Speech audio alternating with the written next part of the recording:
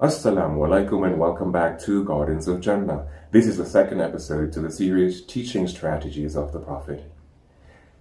In the previous episode, we talked a bit about three of the many methods that the Prophet Muhammad, peace be upon him, used when teaching. Number one, he used to consider the age, the level of intelligence, and the customs of the listener. Number two, he used analogy and comparisons. And number three, he used to give proper examples. Today, inshallah, we will continue looking at a few more of these methods or strategies. Number 4 on the list is questions and answers. Questions and answers, as found in the hadith, is the most common so far. There was one time when he was talking to companions and a man came to ask Abdullah bin Amr, and he asked, "Is it vanity if I dress well?" The Prophet answered, "No." "Is it vanity if I cook and invite over some people?" The Prophet said, "No." So he said, "So what is vanity?" And the Prophet finally answered, "Vanity is underestimating what is right and looking down on people."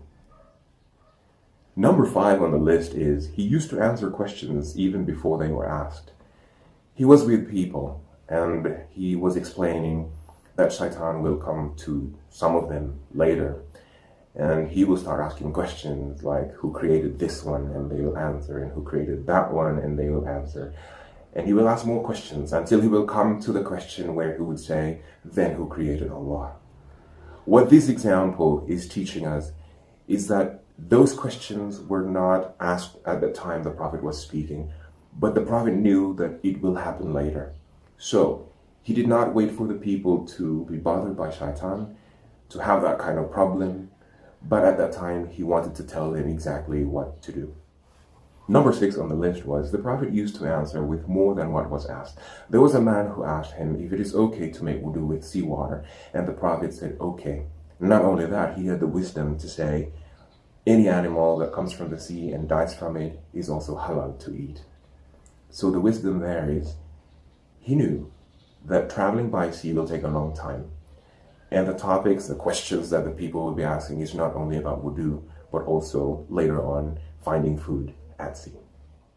Number 7 on the list is that the Prophet, peace be upon him, used to allow others to answer questions. There was one time when he allowed Abu Bakr to interpret a dream asked by one of the companions. And then after which the Prophet told him, okay, you got some parts right and you got some parts wrong.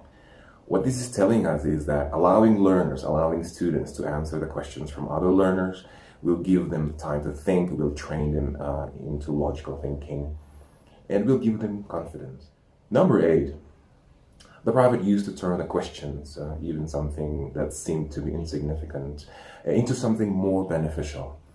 In the hadith, we find a story about some people asking him what to wear on Hajj. And instead of plainly answering 2 pieces of cloth, 2 pieces of white cloth, 2 pieces of white cloth from Medina or Mecca, the Prophet used to describe what is not. And this is more beneficial. So you say, it is not this, and it is not that, and it is not that. And this is a very good way of teaching the people to look at criteria. It makes it easier for people to decide what is right and what is wrong. So, you'll probably think by now that the methods we've seen so far are being used in the field of education, and we call them modern techniques. But as you can see, they were being used a long time ago by some people in some places, but particularly by the Prophet Muhammad, peace be upon him. This goes to show that the wisdom of most, if not all, of these teaching strategies are very much relevant today, as they were about 1400 years ago during the time of the Prophet, peace be upon him.